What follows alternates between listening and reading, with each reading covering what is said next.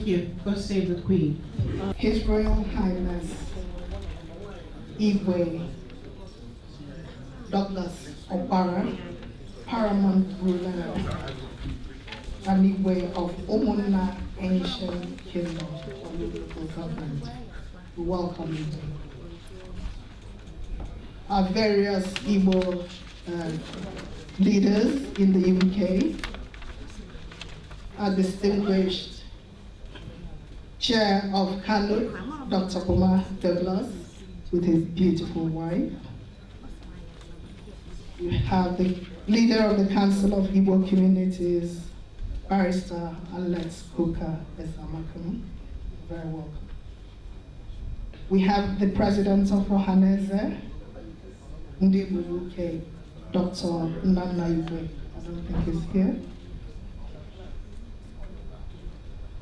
And by the way, I do apologize. Igwe, can we have you on the high table, please? And somebody bring Igwe to the high table. Thank you very much. Can we give Igwe a round of applause, please? And bring Igwe to the high table. We've got Reverend Mother, Moria Chioma Emeagi. Reverend Mother Emeagi, please can you make your way to the high table? Thank you very much. Dr. and Mrs. Boma Douglas already there. May we have the leader of the Council of Igbo Communities, Barrister Alaigbo Movement, to the high table, please.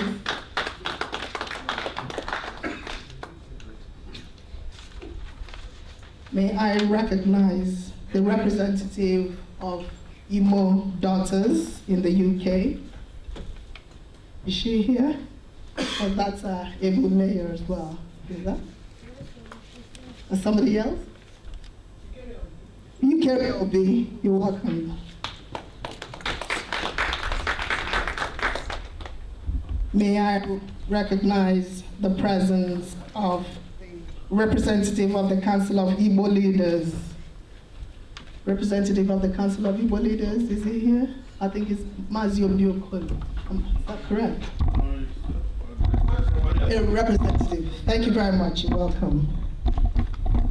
The President of Anambra State Association UK, Chief Christian Honora, popularly known as Eni, our own Eni. You're welcome. We have the President of Abia State Indigenous UK, Chief Uche K. Uche, you're welcome. We have Dr. Malcolm Benson. He's the President of UK Nollywood Producers Guild.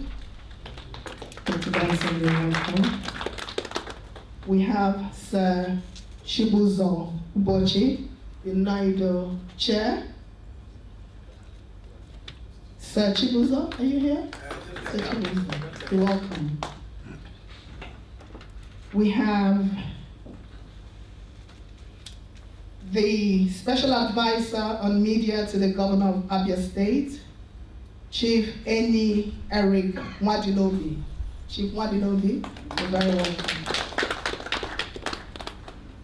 And of course, we have our speakers for today. I'm sure you all know who they are, and I'll call them in a few minutes.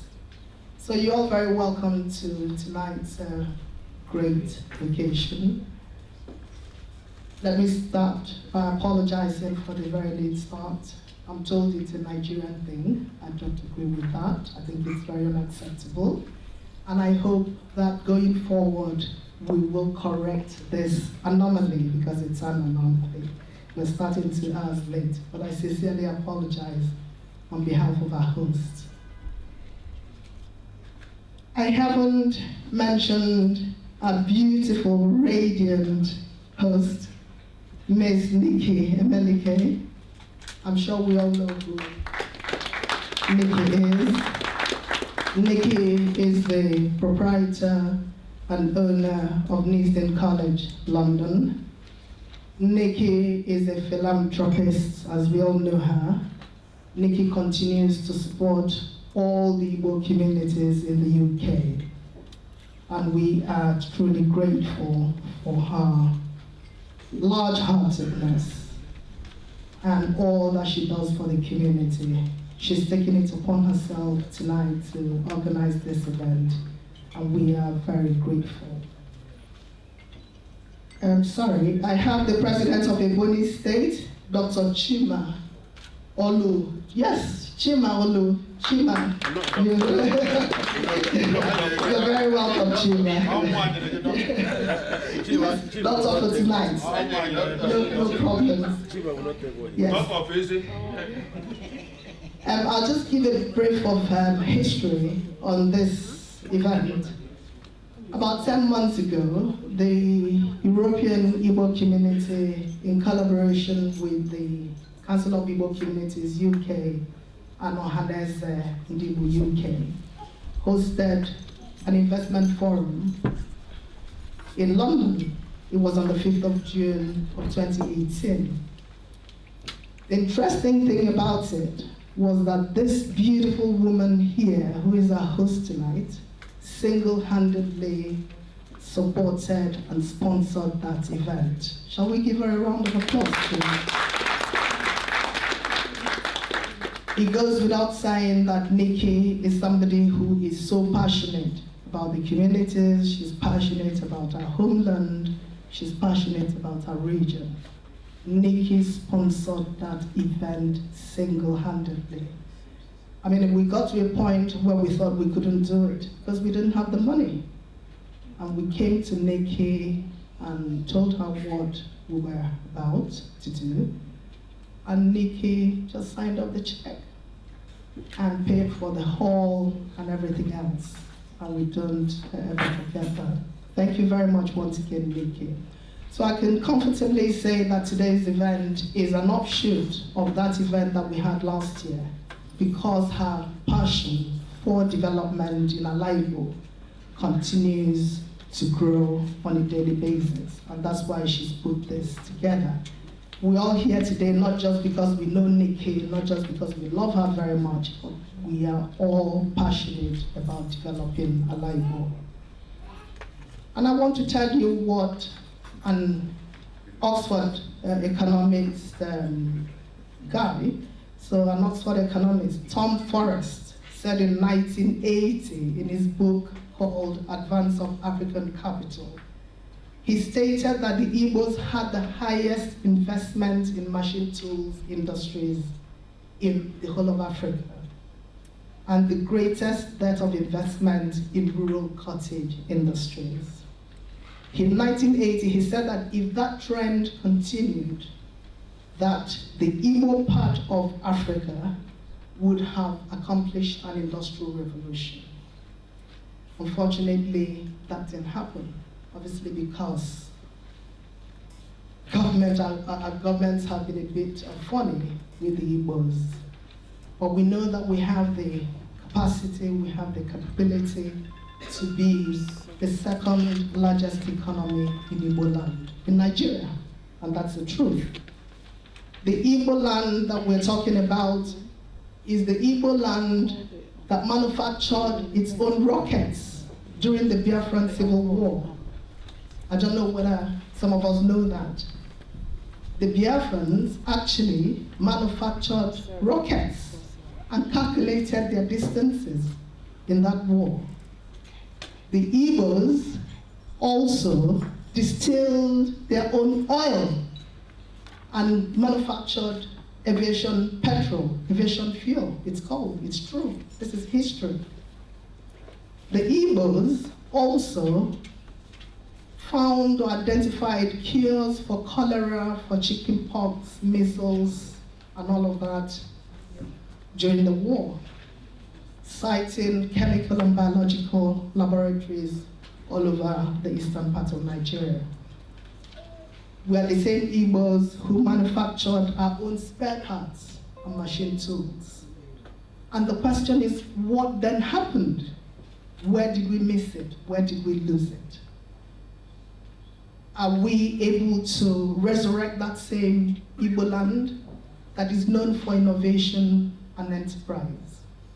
The Igbo spirit is one of innovation. The Igbo spirit is one of enterprise. How are we going to resurrect that Igbo land? That's the question we're here to ask ourselves today and discuss. How do we bring back the Proda project under Obabia Sika? How do we bring back the Opara project for rural electrification and the prototypes that were put in place at that time? How do we bring back the Igbo Gas Master Plan? How do we bring back the schools? How do we bring back the colleges? How do we bring back the hospitals? How do we bring back the raisins companies, the aluminium extraction plants, the motor assembly plants? I recall very vividly that Sam Bakwe of blessed memory had actually reached a relationship with the Hyundai company in those days to manufacture a Hyundai plant in Imo State. But unfortunately, the federal government at the time declared those projects white elephant projects. And that is where we are. Our ports are all stifled. There's no economic activity in the East. But we can lament all we want about the government. We can cry all we want. What are we doing as Ndibo to get things up and moving again? It's just not good enough for us to continue to say we're marginalized, we're victimized, everybody hates us, they don't like us, they're all our enemies. What are we doing ourselves to resurrect the Igbo land of those days? The Igbo land of the 60s, of the 80s.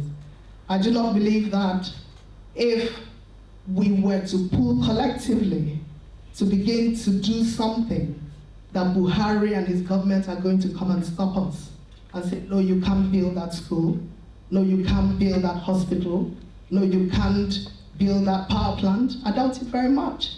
I think the problem is that we haven't actually engaged in collective action to take our Igbo land forward. And this is what we are here to talk about today. How do we take Alaigbo forward? Every single person in this room is passionate about developing Alaigbo. What do we do to get this going? And that's the reason why we're here today. So, on behalf of our host and all the distinguished ladies and gentlemen, I would like to invite our moderator, our panelist moderator, Chief,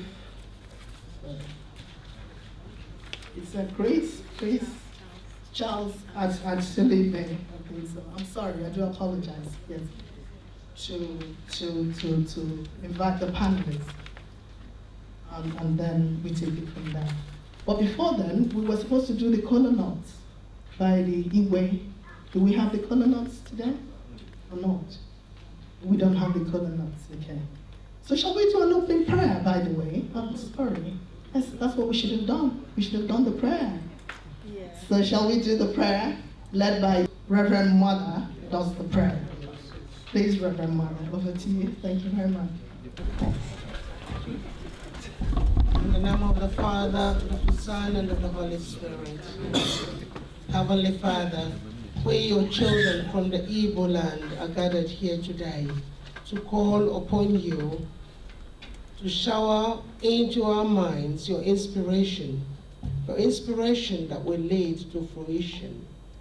We're calling on you to grant us this gift and the spirit of wisdom, a wisdom that can help us move forward in our country, in our culture, in our ethnic or a group.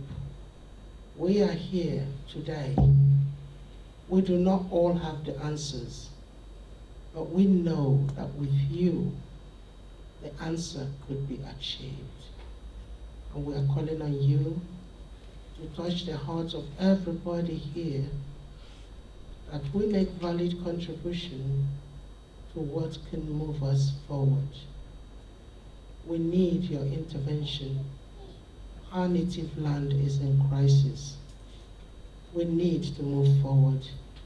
We need to grow. We need to develop. but we cannot do this without your help. We're calling on you to lay your hands over Igbo land, to touch all Igbo indigents wherever they are in every part of the world, that we may think about our native land, that we may think and dream about what could be done to make Igbo land what it should be. We ask you to give us your grace, to give us your blessing, and may today be the beginning of this journey.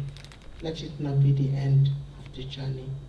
We ask you all this through Christ our Lord. Amen. In the name of the Father, and the Son, and of the Holy Spirit.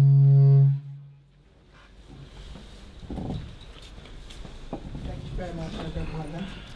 Before I hand over to the panelist moderator, may I quickly just run through the list of our speakers for tonight. We've got Honorable Chief Alex Ubaka, Ichele Ogidi,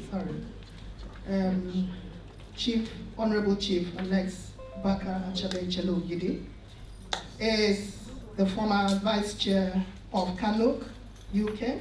CANUC, we all know CANUC. He's also an international investment strategist. We've got Mr. Benson Onyeka Chibunna.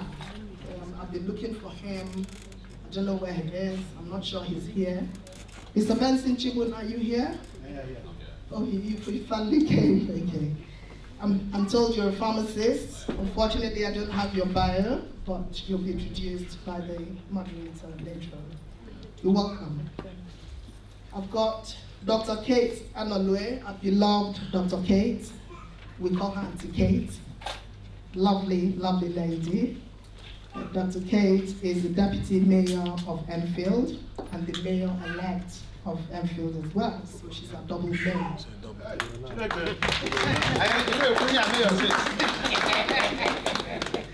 She's a double mayor. We've got Dr. Onoha, who is a consultant in the public health and epidemiology. Is that correct? Yes? Special interest in environmental determinants of diseases and non-communicable diseases, including cancer.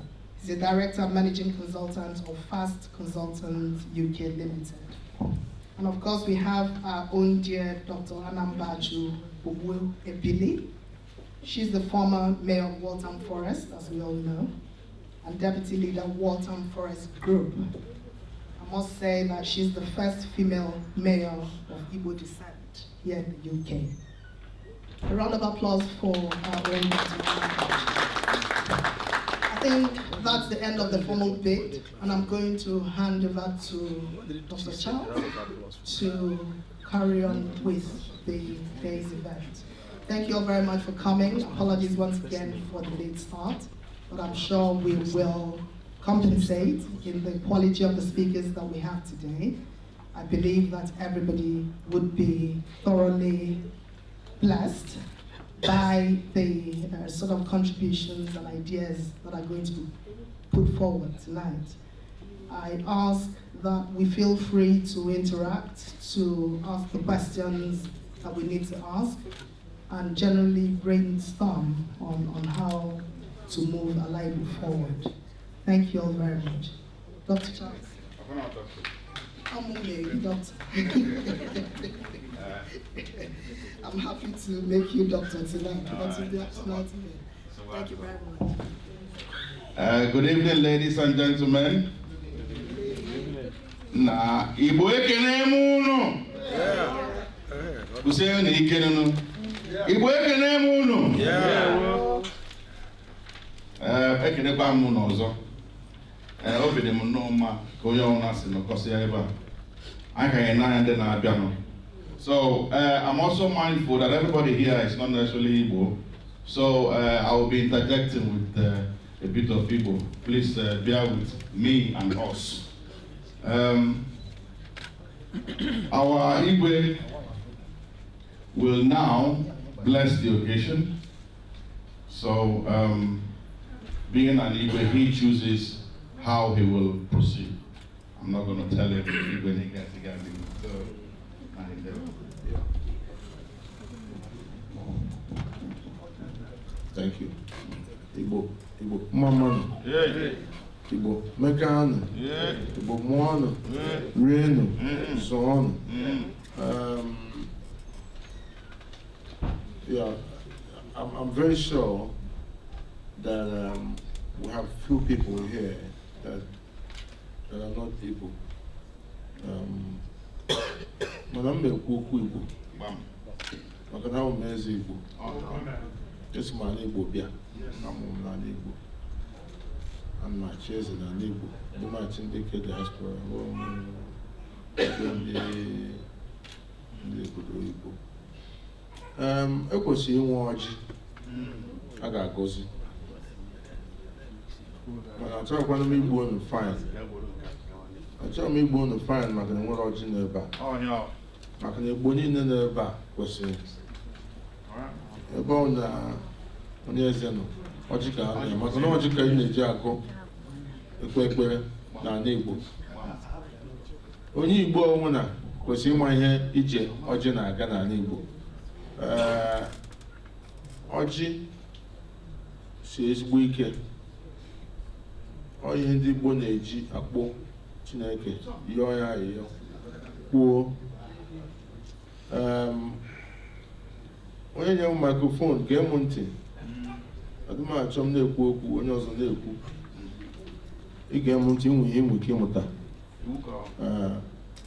Ọjị dị ezigbo mkpa n'isi obi onye Igbo ọbụla. Maka na anyị pụta ụwa hụ na nna nna anyị na-agọ ọjị, anyị na-agọ ọjị. Anyị na-agọ ọjị ihe na-eme. Maka na ọ na-agọ ọjị ikpe na-ama ndị mmụọ.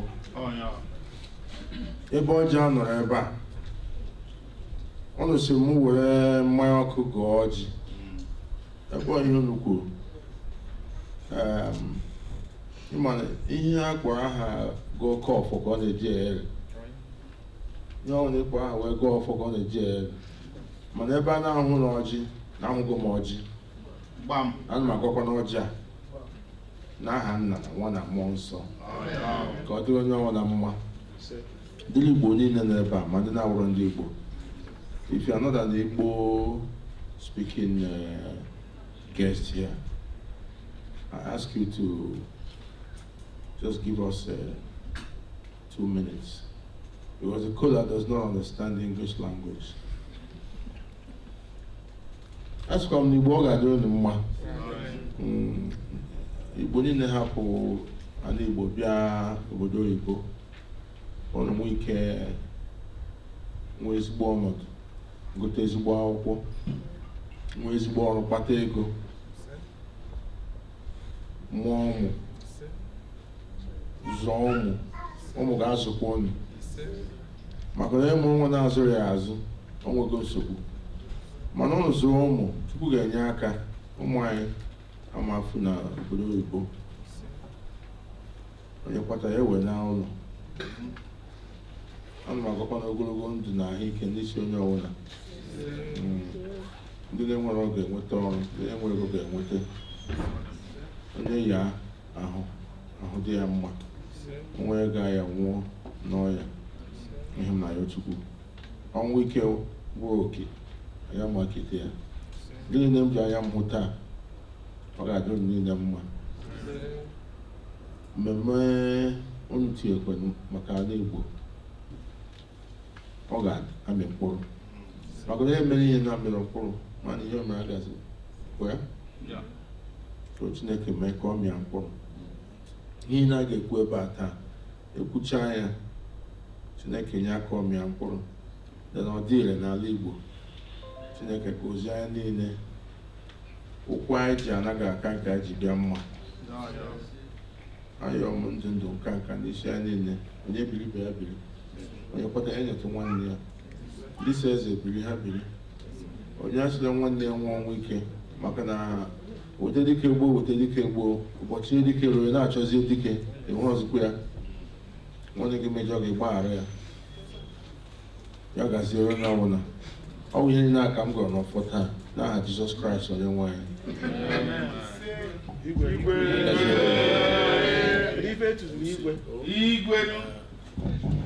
Yeah, coming in.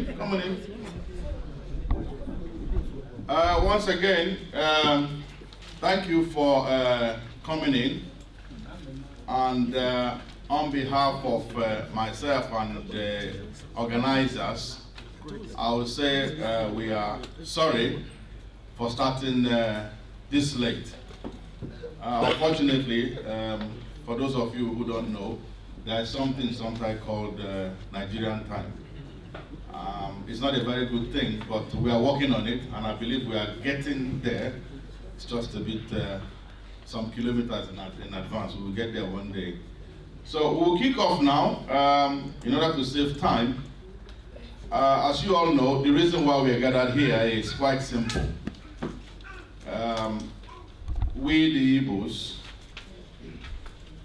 have gotten to a point where, I will be very honest with us, we are beginning to irritate a lot of people because we are complaining about something that is very dear to us.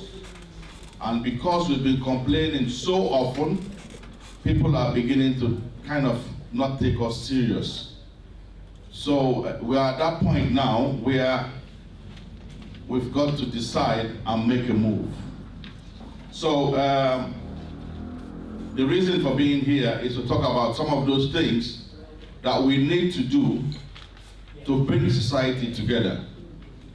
Now, to be sincere, most of the things here are something normally we all enjoy here without even knowing about it. It just happens. The whole process is invisible, it just happens. But those are the things that we need to put together in our own society back home. Unfortunately, it's not there. And hopefully, when we talk about it here, the spirit within us will rise up a bit more so we can push ourselves and our government to move forward. We don't want to be stagnant. We don't want to be complaining about the same thing year in, year out. So to quickly move us forward, I would like to hand the mic over to our hostess, Nikky Emelike. She will be talking about schools. I don't know if I'll call it lack of schools or the degradation of schools in Igbo land. I know there's degradation of schools in many parts of Nigeria. I've been fortunate to go around a bit. But I know it's really, really bad in Igbo land. Not because I'm an Igbo person, but it's really true. It's really bad in Igbo land. So we'll have Nikky talk about that so that we'll move forward. So everybody, please, I know you've clapped for her before, but please do welcome her again to talk about it.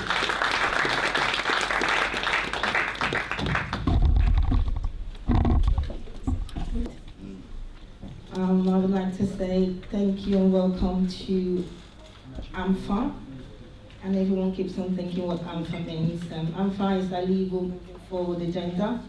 So before I start, I would say that because we've run out of time, I would like to tell everybody how this started for us and why everyone is sitting here today. Right, where do I start? I would like to say that just a week before the election, I realized that we had a problem. The issue we're having is that we were so emotional online, on WhatsApp, on social media. Yes, we need to speak our minds, but unfortunately, it creates that negativity and allows people not to move forward. And some people were crying in regards to, you know, the Igbo situation. So this was the reason why Alaigbo Moving Forward was created. So I stated that we need to do something. What do we need to do? Very, very simple. We need to make sure that our people are focusing on building Alaigbo. Please, that is the essential part of this. Building Alaigbo.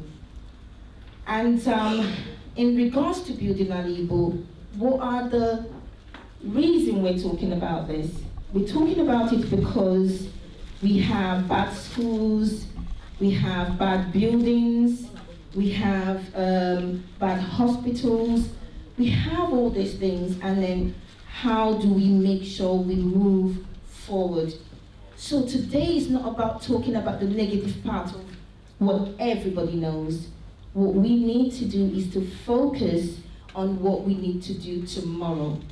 My name is Nikky Emelike, so moving forward. So we need to move forward. That's the most important. And I would like to say is that this never stops here. This is not going to stop it. This is not a talking show. I'm not here to talk. What I want to do is, after this, when we have a dialogue and a closed format where we can be able to develop and talk in depth on what we discussed here today. So, so I'm happy that everyone is here today, and thank you very, very much. So I won't speak about the schools, but I'll give it to the next speaker. Thank you.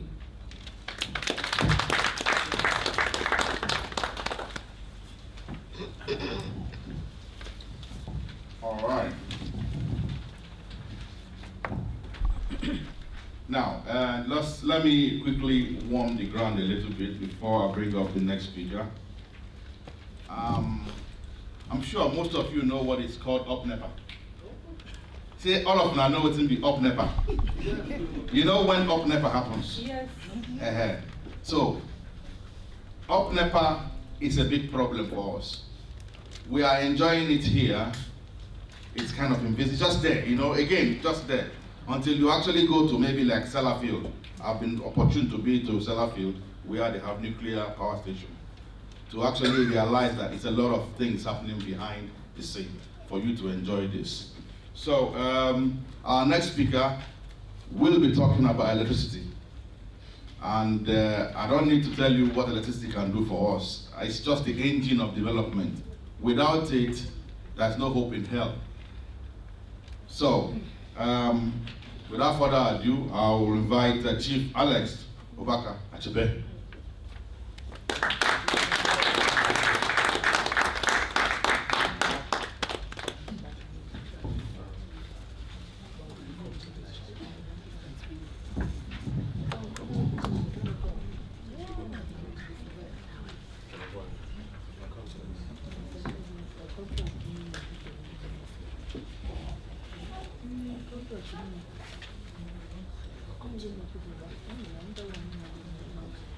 Good evening, ladies and gentlemen. I crave your indulgence while I greet Igwe, who is in our midst. He's come all the way from Nigeria, and I'm sure when he left Nigeria, he had light. My lords, spiritual and temporal, distinguished ladies and gentlemen, the issue of electricity problems in Nigeria is not something that you all don't know about. I'm told before that I should do 10 minutes. I was going to ask for 15. Now, I've just been told by Charles, the moderator, that I should do 7.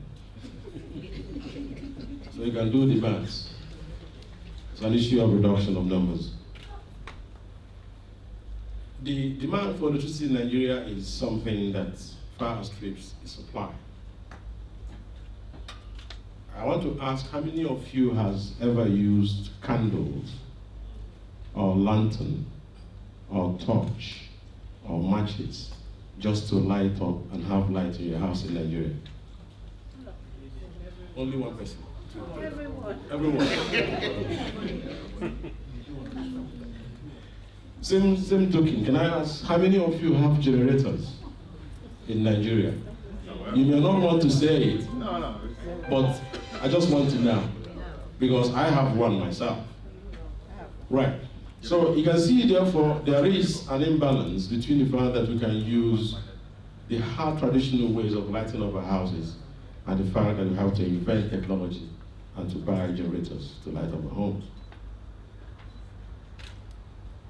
My brothers and sisters, the issue of electricity is fast becoming a scarce commodity in Nigeria, that even with your own money, you cannot see it to buy.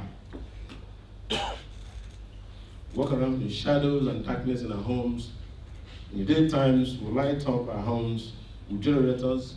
Where we can't, there is NEPA, and then there is light. Because the word NEPA is light. And then we are able to get by with things we want to do. But the truth today is that the power situation in our country has worsened.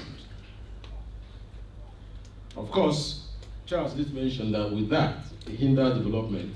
Yes. Because industries cannot operate, and we are scared of our own lives as we move around in our homes. I'll give you two historical dates that will help us gauge the context of what we want to say briefly this evening. NEPA is the name we know, but NEPA was changed by an act of parliament into the name Power Holding Company of Nigeria in 2005. The essence of that was to allow due regulation, and the same year we also inaugurated the Nigerian Electricity Regulatory Council, which was to regulate the power supply, bringing tariffs that will enable us monitor the quality of services of the power holding company. However, I'll give you another stat. In 2012, for instance, we are told that Nigeria generated averagely 4,500 kilowatts. Sorry, 4,500 megawatts of electricity, which was to serve a population of 150 million people.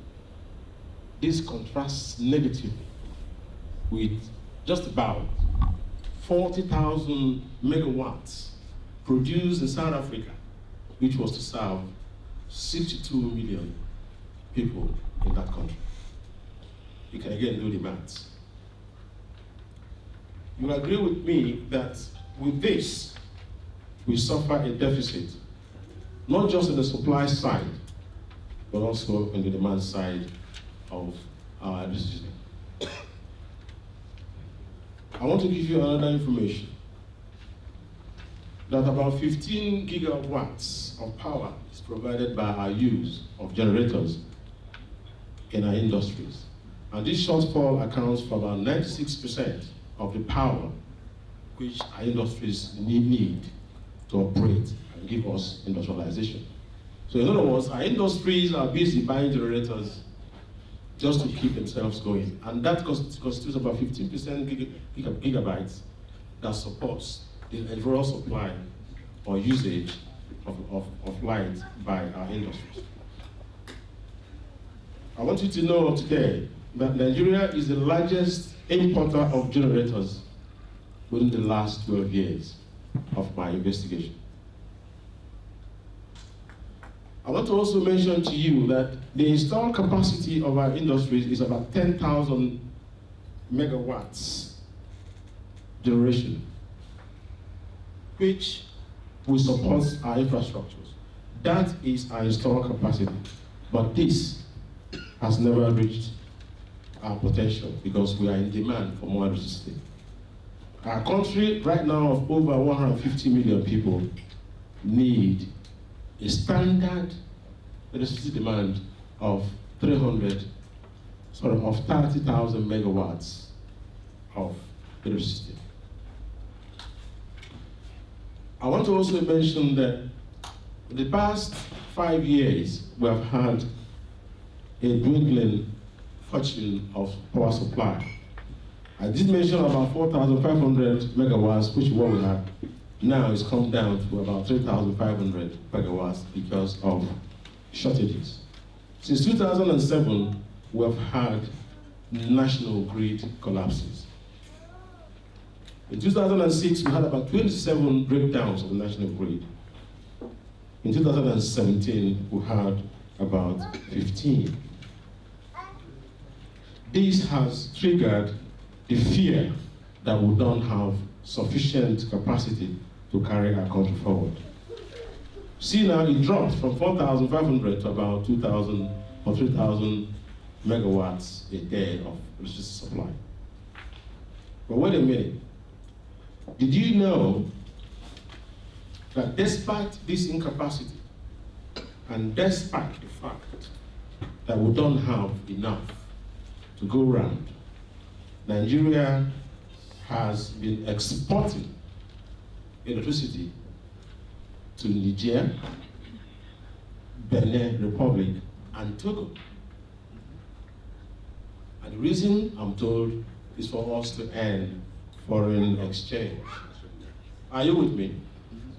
To earn foreign exchange. We don't have the capacity to meet our local demand, but we're able to export. It might well be for us to arrange, therefore, since we have so much, let us export to a country like Sierra Leone, whereby 87% of this population are suffering from lack of electricity. The rural areas don't have any, so we can feed them. Even if it's 20% of supply, we can make more money, wherever the money will go. You all know how when NEPA goes off, or when light goes off, piam, maybe you are in the middle of a dinner, you're in the middle of a conference, you are trying to entertain friends, have a birthday party, or you are having a church program. And what do? You run for matches, for candles, just to continue what you are doing, even if you are doing something. Is somebody here? I don't know what you'll be doing, but you'll be doing something. NEPA goes, piam! What do? You run, even to use your phone to light up. Is somebody here that, I need to have a clap if you don't want to have any piam. Otherwise, I'll invite NEPA here to do piam here.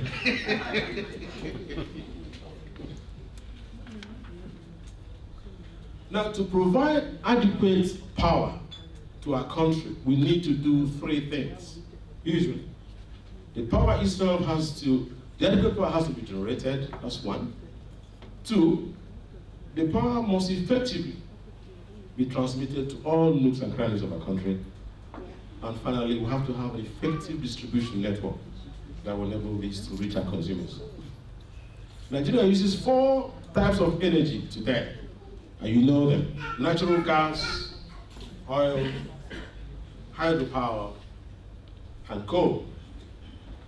But today we'll be looking at an option where we don't want to always depend on production of electricity only through the use of petroleum and oil reserves. Nigeria has 26 power plants, of which 3 are powered by water: the Kainji Dam, the Jeba Dam, and the Shirori. But I want to ask you, is there any hydropower plant in southeastern Nigeria? Is there any? It's all part of what we suffer from. Or is there no water that can help generate power? Don't we have Imo River? Don't we have the one in Namia here? Don't we have the river that runs in the river? We can always have a bridge that can help us generate electricity through these places, but we don't, because we have failed to push, to have legislation and to have ways to generate these things for ourselves. Now, the issue I want to discuss today is to mention one more thing that is very touchy to me. There are those of us, whether you are from Ogoniland, or from Lagos, or from Abeokuta, or from Obosi, or from Ebonyi. You may well come from Ogidi. But there are those of us who live by the river and still wash their hands with spittle. I'll give you an example. The Minister of Power, Babatunde Fashola, was quoted as saying that Kebbi State and Yobe States have 24 hours supply of electricity. However, they've come back to tell him that they don't want. Take it, because they can't afford to pay. This is not the case of those who have bottom, but they can sit.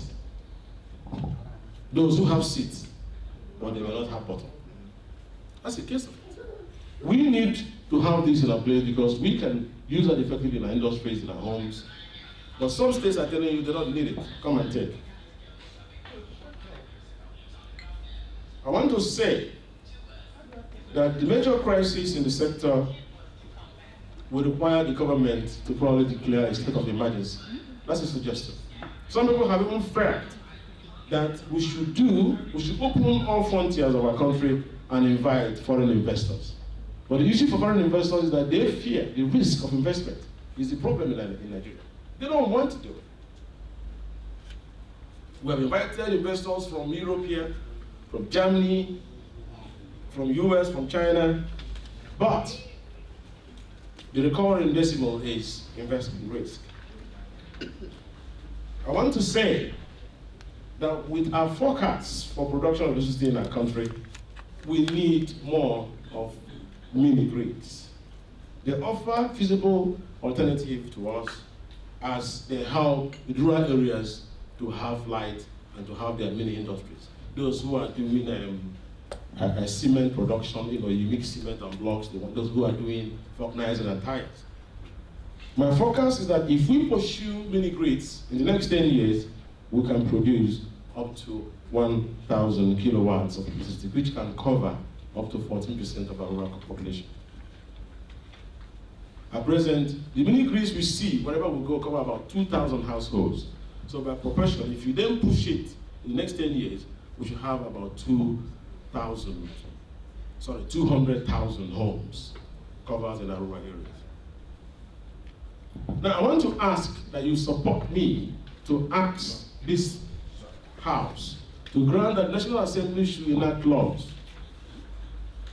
To enact laws to free off this problem. They should ask investors to sit back and have security of their investments. We should seek ways to remove red tapeism. Let the government allow the legislature to enact laws, table bills that will show that we are ready to welcome investors. I, as part of a consortium which looks at alternative means of energy, of which I've distributed a little sheet here, we will be working to see that where a state government allows us to come in, we should be able to provide something more meaningful. Alternative electricity sources. My case for renewable energy. That is one. 3 days ago, before coming to this event, I had the privilege of calling the former Minister for Power, Venerable Chinedu Nebo. You all should know him, I think. Does anybody know Professor Chinedu Nebo here? I spoke with him. I asked him to give me an insight into this because I was going to have a speech. He told me that I should address us and ask that we agree that the diversification of our energy feedstock is the issue we need to address. Diversify. We need to pursue unused resources of renewable energy such as wind, solar, and biomass. He wanted to do that in the last time of his tenure, but because there was change of government in 2017, which was in 2015. I want to say, therefore, that today we can begin to look at what other countries have done. India did pursue a renewable energy policy in 1981. And by 1992, they had begun to record success. We can copy what they've done, and that will help us tap into what we need to do to get into those renewable sources that we haven't tapped into. They are there. So my case today is about biomass. Biomass. I've dropped a list on the table, and I want to suggest that one way Alaigbo can benefit from a very credible and reliable source of energy will be to pursue a policy of the biomass ethanol energy project. I've written it here. I haven't got time to read through it, but what we will need it in Abia State, we will need it in Enugu State, We need it in Anambra State. Let us pursue what I do know we have. Imo State. And Imo State. And Ebonyi. Delta State.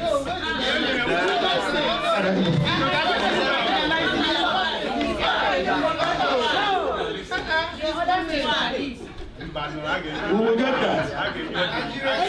And Nigeria State. I do recall when I was back, when I did note some more applause. Some more applause. Yes? At some point in 2011, when I was in Nigeria with Chief Honora, there was the issue of Southeastern Economic Summit, and we discussed where we can gravitate. There were issues discussed where we can gravitate things within the Southeast, where whatever we do will be shared amongst us. I'm waiting to see that the blueprint is rolled out. Why are we not doing that? Abakane people will do their own and bring up. Oka will do their own and bring up. We need to do these things. But the issue I'm saying about biomass ethanol project, we're already doing that in Southern Africa. There's a country that has rolled out and they are working on it. I couldn't go fully in because they told me you're not from that country, you're from Nigeria. Member of consortium, you are all right, but until you bring your own, then we'll look at it. I want to place on record here that we've thrown the first one, again, not on southeast, but on south-south. We're working on one state government that are going to give us land to start the project. But I don't want to start with them. I want us to take this as serious as it is and encourage one of our state governments to talk to us. The white men will come from Brazil, Portugal, and here. They will do their job. They do not need our money.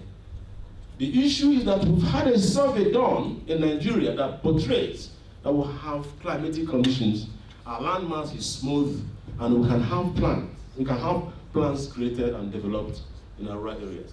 Give us land. Give us agricultural farmland. It's all written there. We can integrate into farming cooperatives. Let them give us as much land as possible. The seedlings will come from Brazil. We'll grow the cane seedlings for biomass. It generates from there. 3 months, 6 months, it's ready. Green thing, it's all there. We'll put back into the factories. And then it will create biomass as a waste product which converts into waste and then produce energy as we want it. We also use part of the waste to get into producing juice for export. We're ready to do this, and it's being rolled out in Southern Africa. South part of Africa, not South Africa, but southern part of Africa. We want to do it in our own country, and I have dropped this, and the blueprint and the proposal is a document that I'm not prepared to give out here because of my non-disclosure agreement that I have with the consortium. But we are ready to do it, and let's have a chance to roll this out in Alaigbo. Ladies and gentlemen, this is only the beginning, and we can do more. Let us believe in ourselves. Thank you. Thank you very much.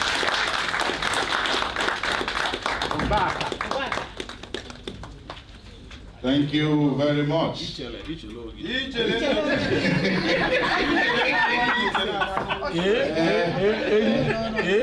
Thank you very much. Let me also add one simple fact that I feel is also holding back electricity distribution and generation in Nigeria. There is a federal law that says anything you generate must go into the national grid. So, unfortunately, because it doesn't matter how you generate your energy, there's a requirement that you pump your light into national grid. You cannot sell. If you sell, it's a crime. So you send it to national grid. Now, unfortunately, our national grid is practically non-existent. So, even though you hear government saying we've generated 4,000 megawatts, blah, blah, blah, it's not being distributed because the distribution channels are almost zero. So, thank you very much, our brother.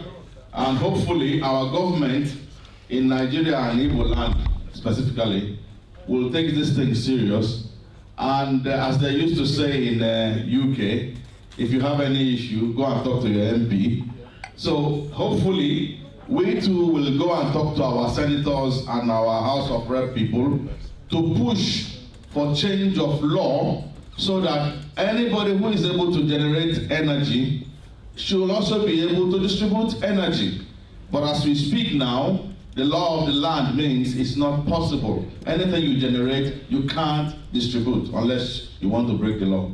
So, and I can tell you personally, my own personal experience with NEPA, you know, some of you here, when you try to do big boy, and you have Ofua Sanwa, Torobia, you buy air condition. Then, air condition. Then suddenly, Okwanyo, air conditioner, your generator no fit carry air condition. So at the end of the day, you have to put fan.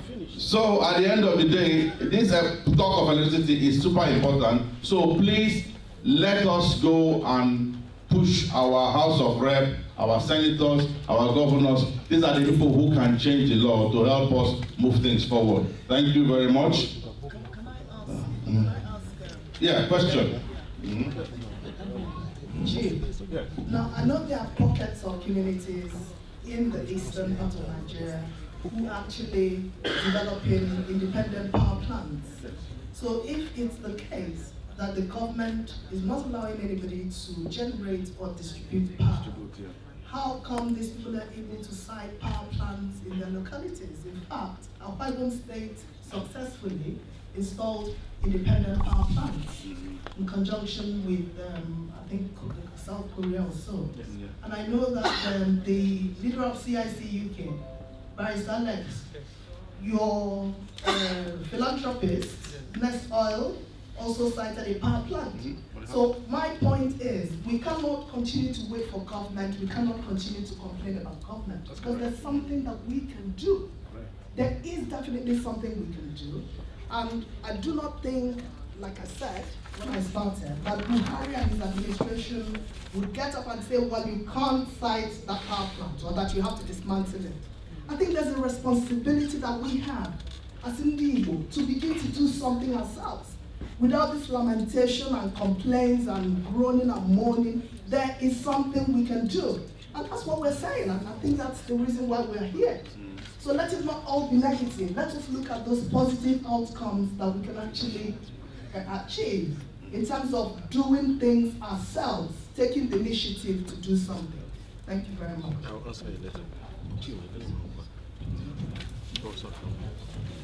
All right, thank you very much.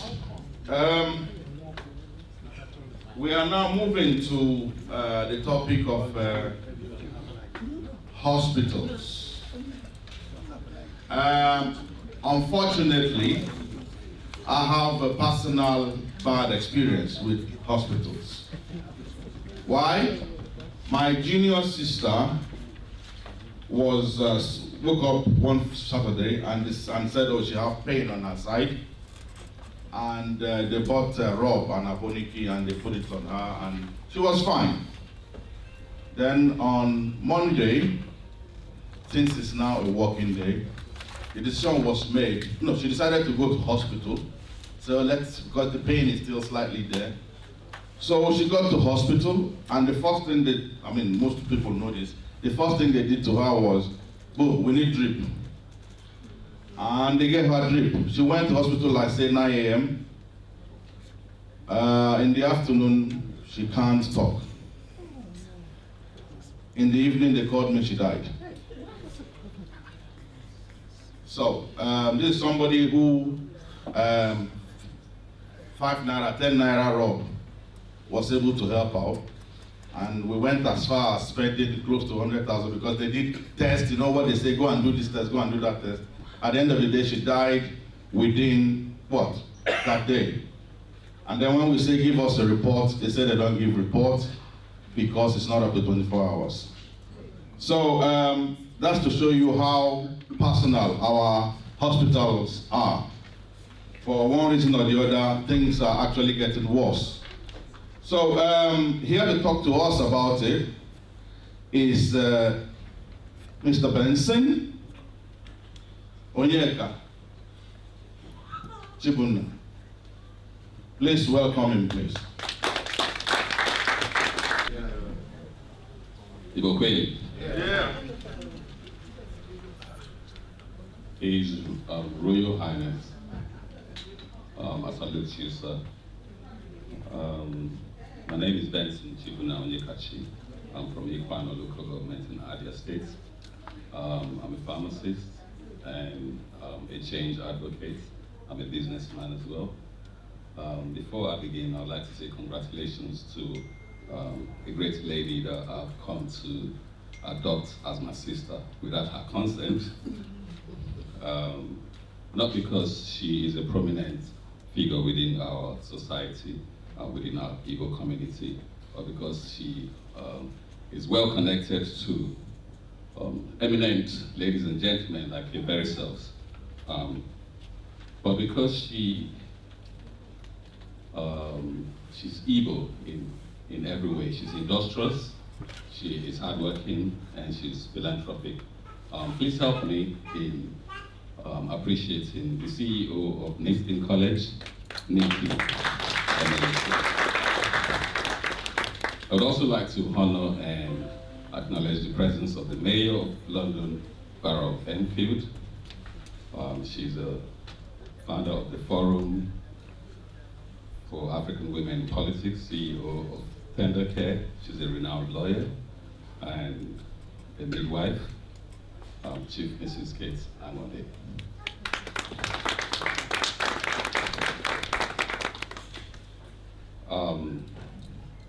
Because of time, please permit me to say all protocols observed.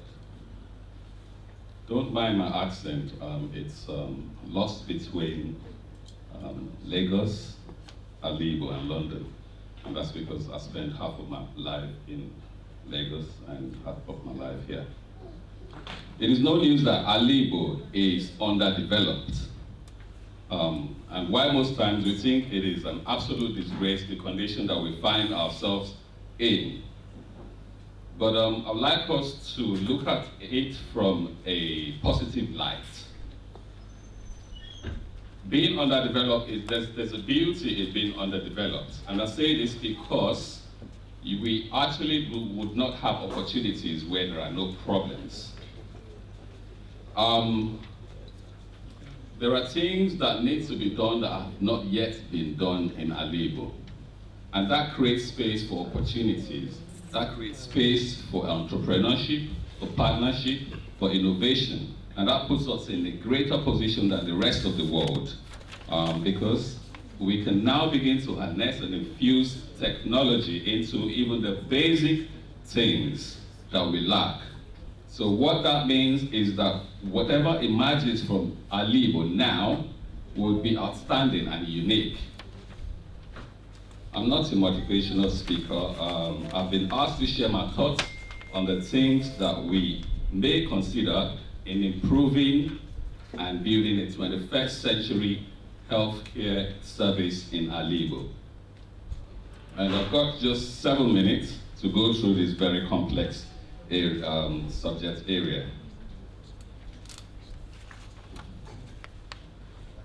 Before I continue, I would like to give an overview of the Nigerian healthcare system, how it works. Like you all know, the healthcare system is divided into 3 levels. We've got the primary, the secondary, and the tertiary levels. The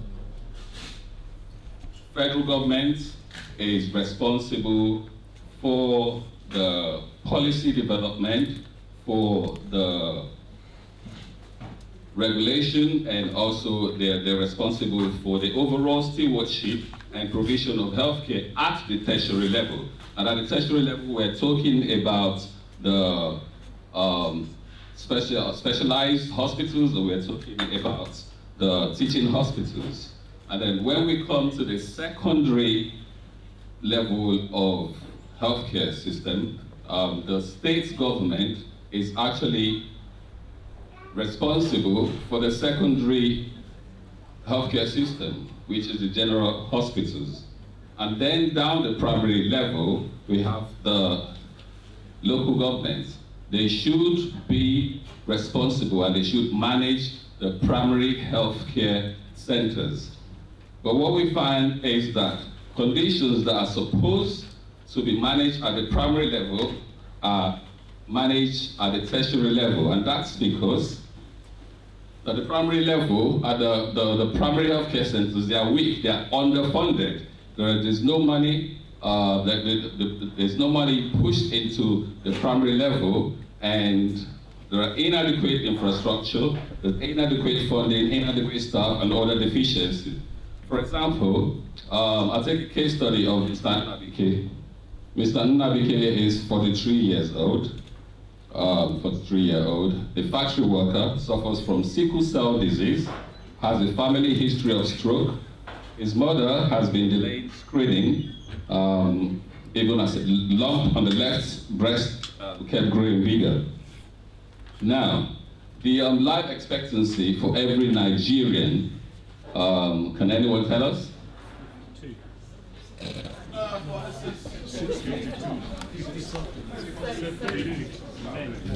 53. Thank you so much, Chief Charles. Chief Archie. The life expectancy for every Nigerian living in Nigeria is low at 53. So if you have any uncle, any brother or sister living above 53, they're actually doing extra time. And having a sickle cell disease in Nigeria further increases Mr. Nnabike's chances of dying young. And according to a study of Nigerian sickle cell disease patients who have died between 1991 and 2008, an autopsy examination carried out on them, it was found that the commonest cause of death in sickle cell disease patients is infection, ordinary infection. So how do we curb infection in sickle cell disease patients so that they do not die? Because when our brothers and sisters die, it means that the number of workforce is taken away, productivity is taken away, and we can't create wealth without productivity. And also, the person who passes away, there is a repercussion on the people they leave behind, because there'll be post-traumatic stress, there'll be depression, and we keep going around in a circle. But this sickle cell disease is actually quite manageable, and it should be managed at the primary level, close to home, within the community, in the primary health center, by giving prophylaxis, antibiotics. That's all they need, antibiotics and folic acid. That should happen at the primary level. But what we find is that there are no drugs at the primary level, there are no staff at the primary level. So when Mr. Nnabike gets a crisis, he would have to now go from the village, say, for example, from Omalo, where I come from, down to Umuahia, where you have the secondary care, the general hospital. Number one, the transportation from Omalo to Umuahia, it is difficult. And there's just a space of time between when you get from Omalo to Umuahia for Mr. Nnabike to survive. So, an ailment that should actually and ideally be curbed within the local government, within the primary health center, cannot. So what I propose is that the primary health care center in Igbo land should be funded. We should speak to our leaders. We need to fund our primary healthcare centers, because that's the basis of any healthcare system in the world. And it works everywhere. It works in the UK. The basis of healthcare in the UK is primary health, where you have your GP. And that is where prevention happens. And prevention, like we all know, is better than cure. Now let's take a look at some figures. I know Nikki says we mustn't be negative tonight, but I'm going to say this. None of our leaders have actually taken the initiative to conduct a census to decipher the population data of the people that they govern. In this 21st century, we can't do anything without data. Data is everything. So I'm actually quite confused about how they govern people, and they don't know the number of people that they govern. Because data is, we need data. For example, we're clamoring for investors. Investors would need data to decipher where to build factories, where to build stores, where to build offices. Home developers will need data to decipher which neighborhood to revamp and which neighborhood to build new houses. And also the local community would need data for emergency preparedness. For example, a flood happens or a house falls down, we need to know that Mr. Chike lives in this house with 5 of his children. But without data, we can't decipher that. So going forward, we need to push for data collation. Our government needs to conduct census. And I don't think it's rocket science to conduct census. Moving on with figures, life expectancy, as we've said, is 53 compared to the UK, which is 83. And since 2012, the country's health allocation, the best has been 6% of our national budget. 6%. Africa, number of countries in Africa had made a commission to allocate at least 15% of their national budgets to health. But the best we've done has been 6%. Just last year, 2018, our allocation to health was 3.9%. That is very low, and that is something that we need to look at, even if at the federal level, we don't have a great allocation. I think our governors can do better. And with the allocation, the local government is actually the least funded. The local government is where prevention happens. This is where we need to be looking at. This is where we need to fund. This is where we need to be pushing our governors, our local government chairman. We should be pushing our House of Reps to fund our local government, our primary health care centers.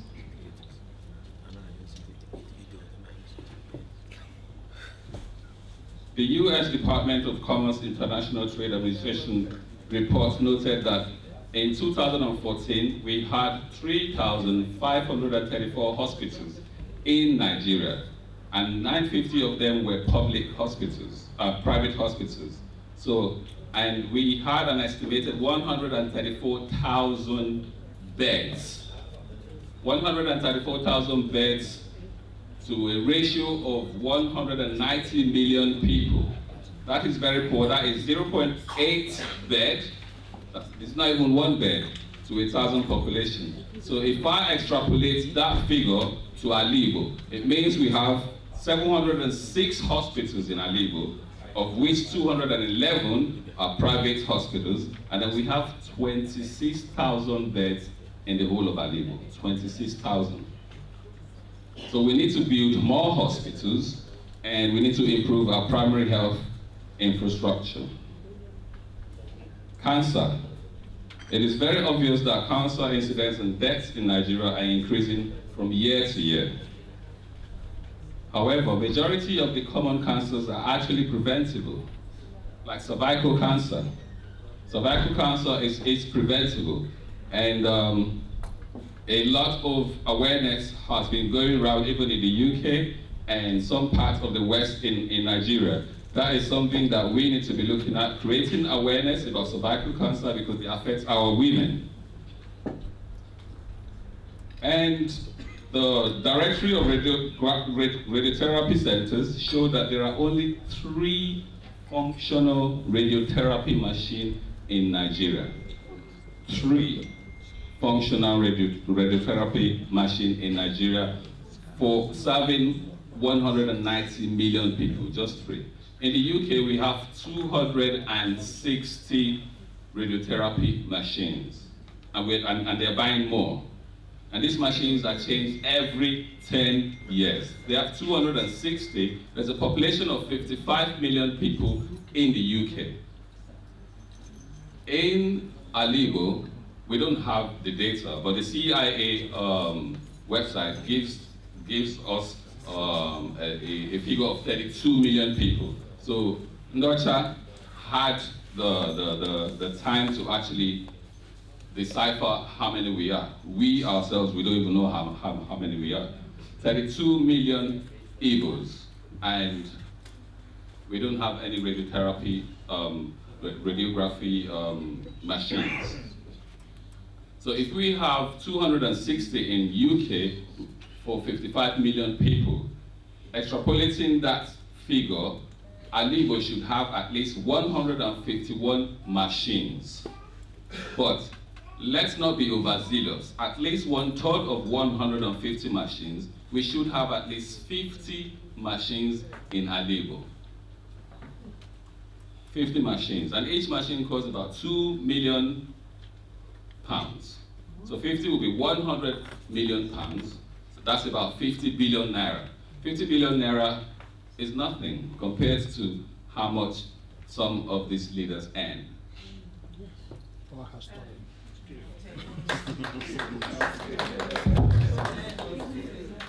Well, And the word is still, not earn, right?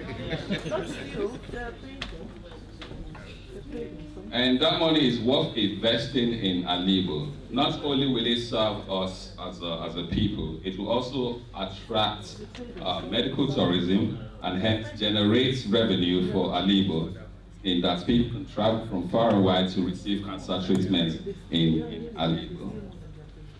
Because our gentleman here is looking at me, and I think I need to round off.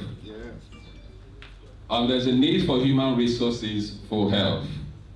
There's one practitioner to 5,000 people. So one doctor to 5,000, and the WHO recommends 2.3 physicians to 1,000. And that approximates 11.5 to 5,000. So you would notice that one doctor does the job of 12 doctors in Nigeria, and they're even underpaid. An average junior doctor in Nigeria earns about £234 a month, and they still owe them salary for at least 6 months. So I would propose that incentives are given to healthcare professionals to work in the rural areas, because that's where we need them most. I would also propose that because we don't have a lot of doctors, we've got just 1 to 5,000, that the government can liaise with medical schools. They've done it here in the UK. The government can liaise with medical schools to run fast-track courses for graduates of relative courses to go on to study to become doctors. For example, a 4 years course, 4 years intensive course for people who have studied biomedical science to become doctors, or a 2 years course to become a nurse, or nurses rather. And in terms of pharmaceutical services, we have the patent medicine men in the rural areas, the chemists. You all know the patent men. These people, they are easily accessible, and they are established, and they've gained the trust of the community. So I'm proposing that we harness on their experience, because they're experienced in dispensing medicines and advising on common ailments. So, but the problem is that they are lacking in the training, in the knowledge and understanding of medicines, like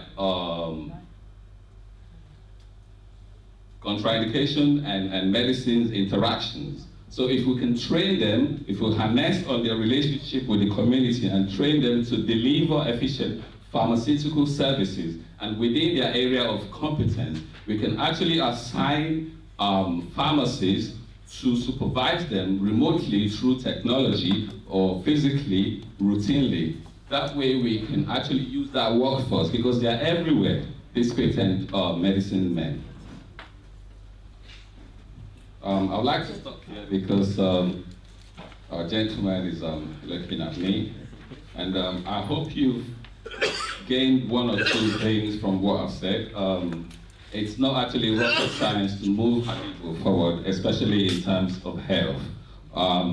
A healthy Alaigbo is a wealthy Alaigbo. Thank you. Thank you very much.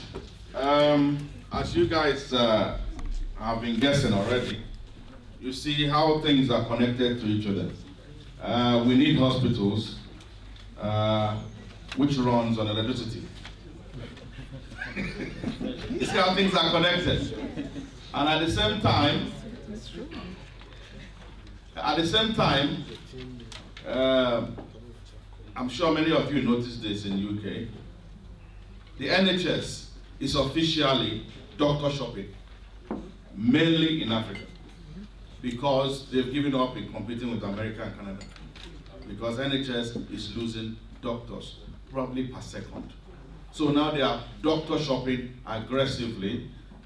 They have technically reduced the requirements needed to be doctors. Just like our brother mentioned, there might be need to reduce the requirements.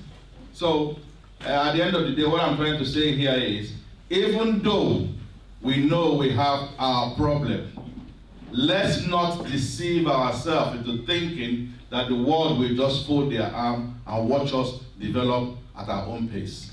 They too want to develop. It is left for us to go and get ours. Nobody should sit down and wait for anybody to deliberately give you what he or she has. We need to aggressively go get our own. So please, when it comes to hospitals, we know that individuals can really do that. It does work. And I have seen hospitals that are using a Pass My Neighbor. I've actually seen hospitals that are using those tiny Pass My Neighbor generators. So please, again, I would like us to refer to our parastatals to go and do their job at the local level, at the state level, or at federal level. And at the individual level, we definitely can do something about this. So, our next speaker is going to speak about something I think many of us see on TV. You know, when they say this child is sick from cholera, and then you see him or her taking water from one dirty river or the other, yes, all because there is no pipe-borne water or clean water. So here to talk to us about it is Dr. Mayor Kate Analue.